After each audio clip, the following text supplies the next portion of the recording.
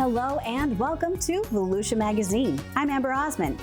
Volusia County is really big, over 1,400 square miles, and we have a lot of dedicated people in more than 40 divisions working to make our communities a great place to live, work, and play. Everything from accounting and beach safety to environmental management and public protection. Now, this isn't our whole story, but rather just a glimpse. That's all coming up next.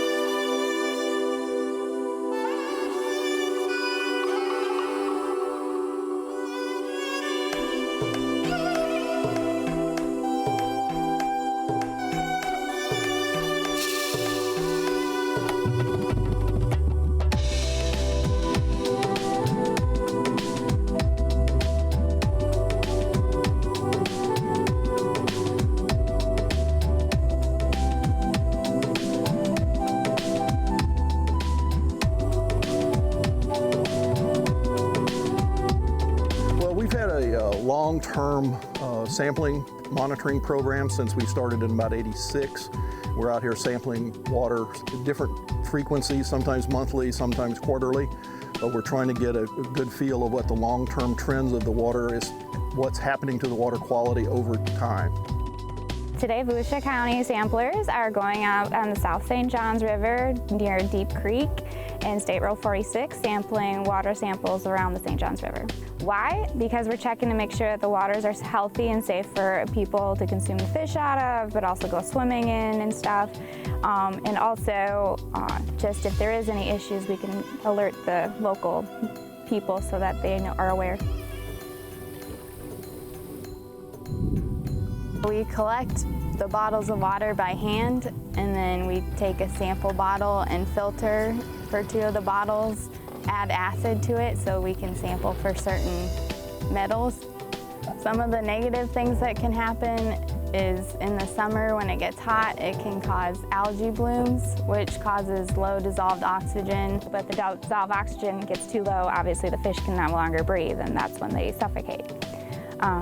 And then obviously if the fish are dying, then the gators don't have the food, the birds don't have their food either, and stuff, so we're all concerned about that. But overall, the water quality is probably going down in some of the more developed areas, but it's remaining fairly normal in areas similar to this, or maybe even slightly improving in areas like this, because agriculture has kind of dropped off in Volusia County a little bit. Most of the agricultural runoff would have ended up in this particular creek, so the water quality is probably improving here.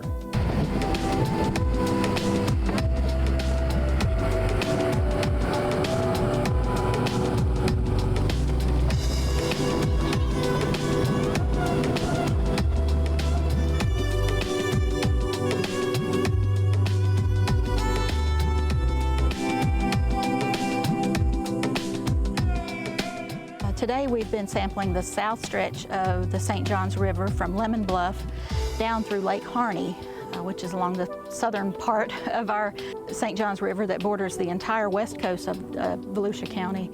This thing she has right now, it's a visibility indicator, how clear the water is.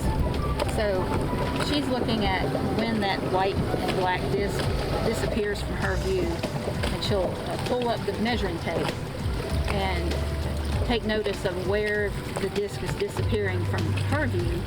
And she'll record where that is to the top of the water. For instance, she might only be able to see 0.6 meters from the surface, and then she'll record that on the iPad. Not enough people know what we do and why. It's one of those behind-the-scene kind of jobs, and if people really knew why we did this and rather than just complaining about the water looking so bad or being concerned about whether the fish are edible or not. If they really understood why things get bad and took more care of what they do, we might not have to be out here quite as much. The most challenging part is probably the heat in the summer. The most rewarding part is being able to get out on the boat, sampling the water and hopefully helping the water quality in the future. You know you're actually hopefully getting somewhere, so like when the lawmakers do come and look at the stuff that if they're looking to make changes into the water quality and wanting to improve it, the stuff that we are gathering goes towards making those decisions or recommendations. You hope you're doing a good thing. You're doing some difference. I know when I retire, the data that we collected over the last 33 years will be used by the future people that replace me and the rest of the staff. So that data is going to be archived and be useful to be able to say, yes, we have done something to the good for the water quality of Volusia County.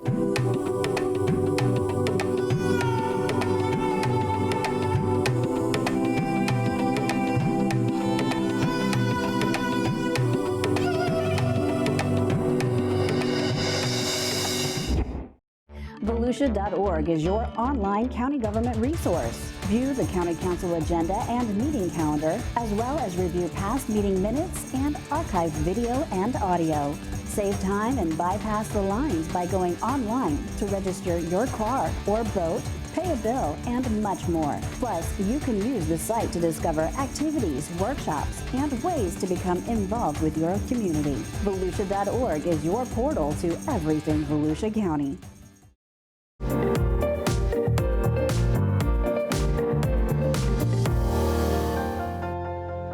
Everyone that works at the office has the same mindset that people's votes are important. We do want to assure them their vote counts. When they come in and they cast their ballot and they vote, that's part of our democracy. We all take pride in knowing that we are taking part of the system and the results are coming out the way they should be. Leading the elections team is Lisa Lewis, who's been with the department since 2006. However, her passion for everything election began at a young age. I enjoy the elections process. I've always loved voting since I registered to vote. I love to go cast my ballot, and to be able to work in the elections department to help make that possible for everyone out in Volusia County was exciting. You're watching the excitement of people taking part in that process, from the candidates that come into the office, filing to run, qualifying to run. Then when the election results start coming in on election night, Election night gets the headlines, but for the elections department, much of the heavy lifting happened months before people cast their vote. It usually starts the first qualifying period, which is for the judicial and federal offices, which is back end of April, first part of May. So once that qualifying period hits, we're really in election mode because we're working towards the next qualifying period where the rest of the candidates qualify, and then we are in election mode. We're laying out the ballots, ordering the ballots, getting them in, getting them ready to mail, starting on early voting, and it's getting supplies packed and what they need out in the field. We try and prepare them for every situation that they may need something and have that for them. And the they Ms. Lewis refers to are the poll workers. Poll workers are truly a big major part of the backbone of an election process. They're the ones that see the public most on election day. They're there, they start at 6 a.m. and they don't finish until everything is finalized for the night. Sometimes it's 8:30 or 9 o'clock at night. That makes for a long day for them. But with the polls being open 7 a.m. to 7 p.m., they're one-on-one with the voters. We do depend on them. Before any election in an even numbered year, we train anywhere between 800 and 1,200 poll workers. We have 100 polling locations that we have to staff. We tell each of them when we have them in training, you sometimes are their first foray into voting. It's a lot of people's first time they're coming in to vote, especially the deputy that's outside greeting the voters. They set the tone for how it's going to be when they come in to vote. Every poll worker is required to have about 3 hours training before every election. It's not before election season, it's before every election. So in between the primary and the general, we're training them again. It's, and we provide hands-on training so they know how it works. It's not just a surprise when they get there.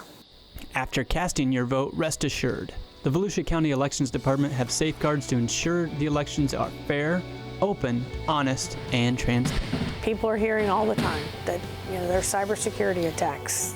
We're doing everything in our power to prevent that from happening. We've got monitoring on our network that anytime something does come in, we get notification of it, we can take action on it. I come from the banking background. I treat them like money. As far as physical security with equipment and ballots, we have a two-person rule. It takes two people to get into the vaults. It takes two people to get into programming the election. So at no time is a ballot or a piece of equipment, especially when we're in election mode, ever alone with anyone.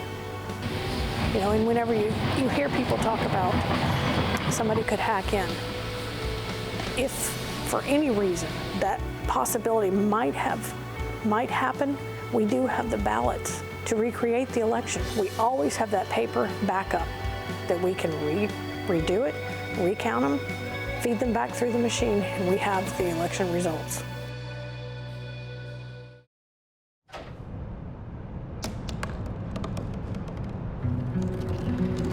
They said I couldn't dream. Called me a piece of trash and swore that's all I'd ever be.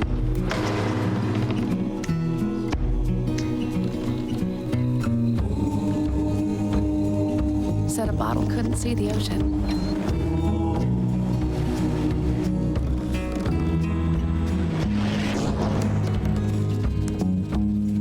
Give up. Go back to the dumpster.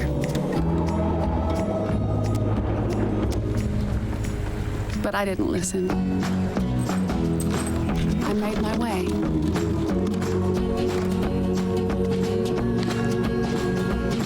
And now, I am what I've always wanted to be.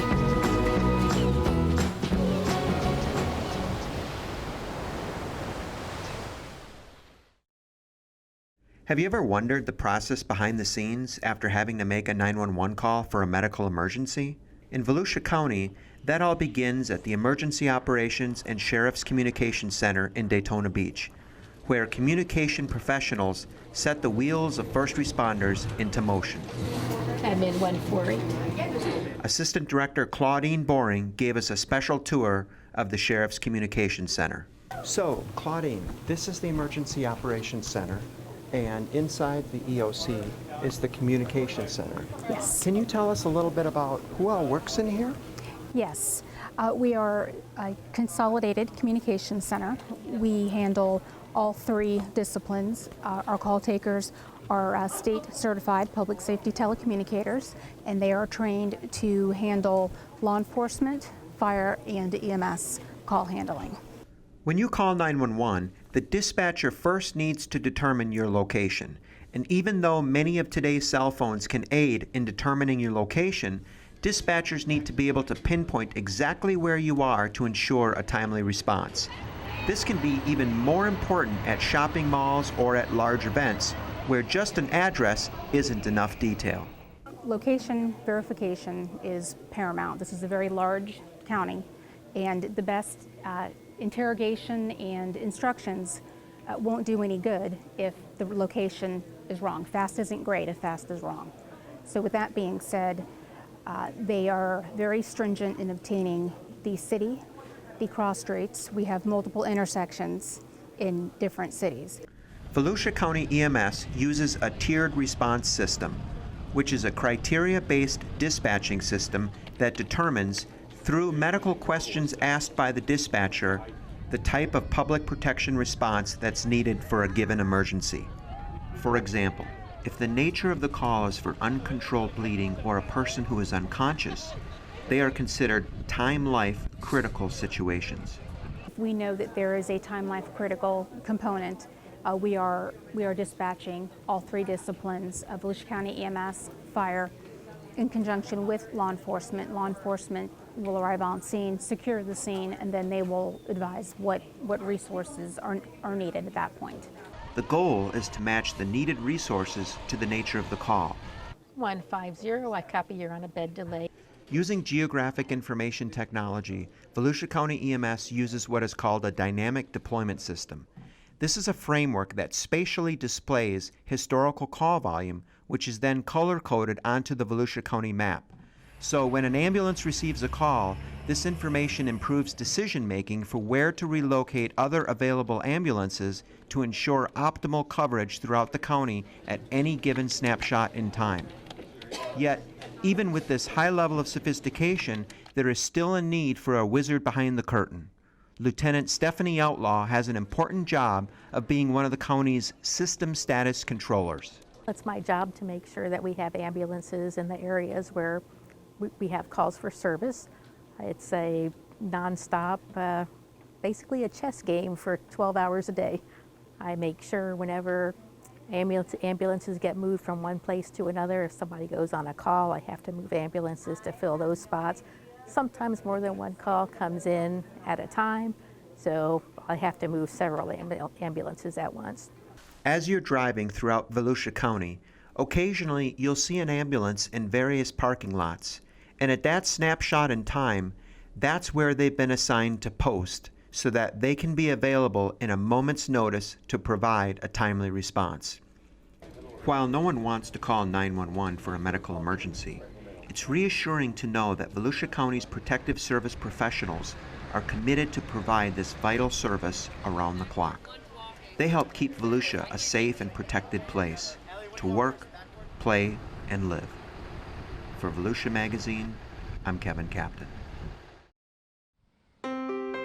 I'm Chris Wise. I'm the program manager of the Seabird Rehabilitation Center of the Marine Science Center. And today I want to talk to you a little bit about what we do inside our clinic.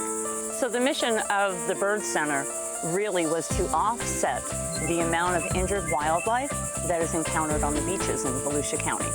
Obviously, Volusia is a large county, lots of coastline, and also lots of species living there and utilizing it, along with many different species of birds.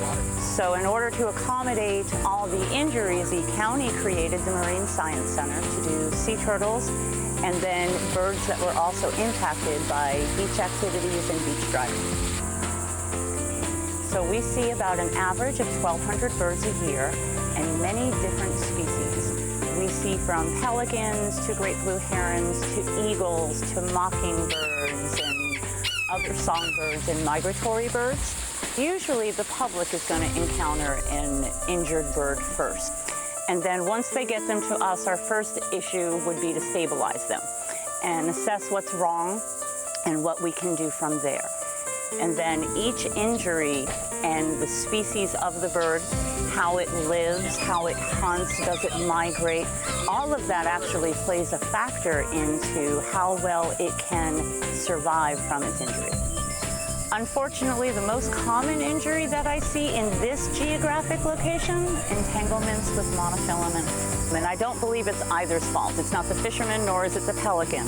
But we're so close to the jetty, a pelican can come flying in very close to the rocks, and he can't see the fishing line.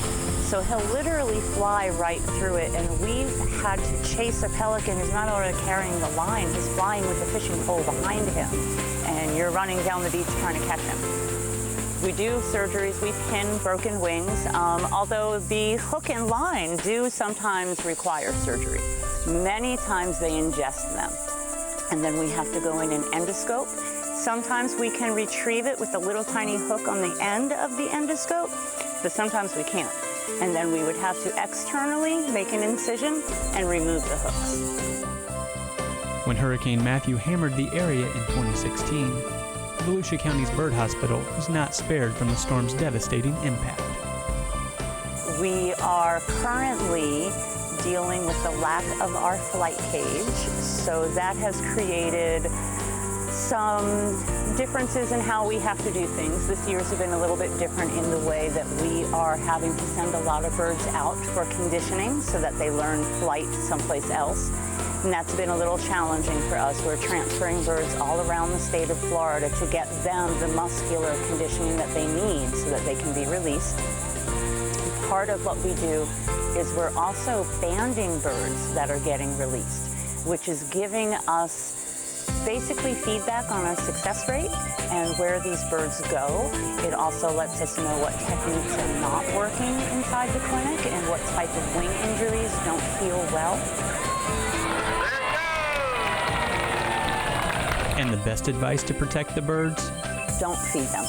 The biggest thing we could do is not let them think that we equate to an easy handout, and then they won't necessarily be hounding us and nagging us for fish. Ready to volunteer or make a financial gift? Learn more at the Friends of the Marine Science Center Facebook page. Plan your next adventure at the Volusia County Marine Science Center. Visit marinesciencecenter.com for exhibit hours and admission information.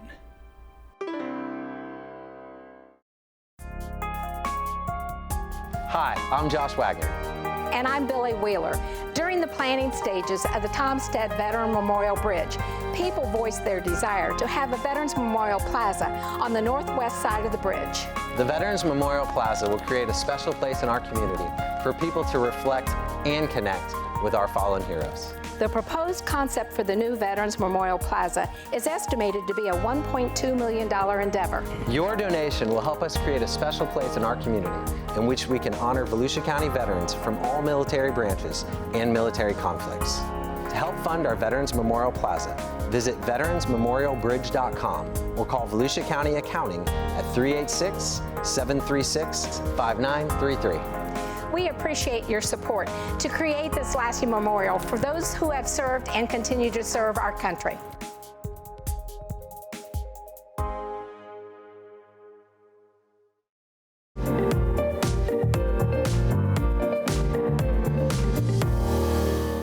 Most people love pets, but with these furry loved ones as part of our family, their health and welfare are sometimes at risk. That's where we are fortunate to have Volusia County Animal Services, providing service to the unincorporated areas of Volusia County and the city of Oak Hill. There are 3 interconnecting spheres of service provided by Volusia County Animal Services: administrative services, field services, and veterinary services. This comprehensive team of professionals sees every encounter with Volusia citizens as an opportunity for education and to raise awareness for responsible pet ownership. Volusia County Animal Services Director Adam Leith tells us more. So here at Volusia County Animal Services, we really concentrate on keeping the public and pets safe. We have the responsibility of enforcing Chapter 14 here in Volusia County, which is our local ordinance pertaining to pets and the humane care of those pets, as well as the responsible ownership requirements for people who have pets within the community. Things like mandatory spay-neuter, providing reasonable and humane care, those types of things we do the enforcement. Being a responsible pet owner means understanding the importance of licensing, vaccination, and limiting uncontrolled reproduction. These are all areas where Volusia County Animal Services can help. Getting your pet licensed is easy, and it's one of the most important steps in pet ownership. Licensing for pets is not what you would think of like your driver's license. It's actually just a way for us to maintain the potential ownership of a potential pet and its vaccination status. And that's really important because if we're talking about a pet that has potentially been exposed to rabies or an individual who has been bitten or scratched by a dog without identification, the risk to the public is much lower if the pet is appropriately vaccinated. Under the same ordinance, for people to maintain reasonable care and control of their pets to ensure that they're not roaming loose, we want to also ensure that those pets are spayed or neutered. If they're not spayed or neutered, they would need to have a permit. And so in that situation, all we're trying to do is to ensure that we aren't contributing to the problem of pet overpopulation. We want to ensure that every one of them has a home, and the best way to do that is to make sure that there aren't more of them than there are homes available. Sometimes feral pets roam our neighborhoods, and they're also at risk for some of the same issues as domesticated animals in our community. Volusia County Animal Services cares for these pets too. One of the implemented programs here at Volusia County Animal Services is our TNR program.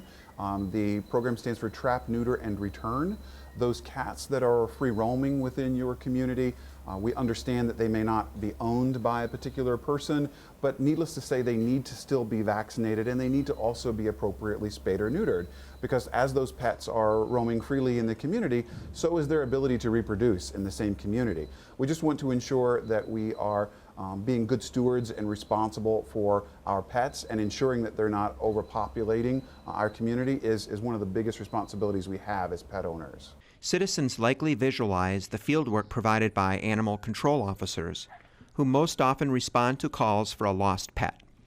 These officers assist well more than 1,000 pets annually, rescuing and transporting dogs and cats and responding to injured wildlife.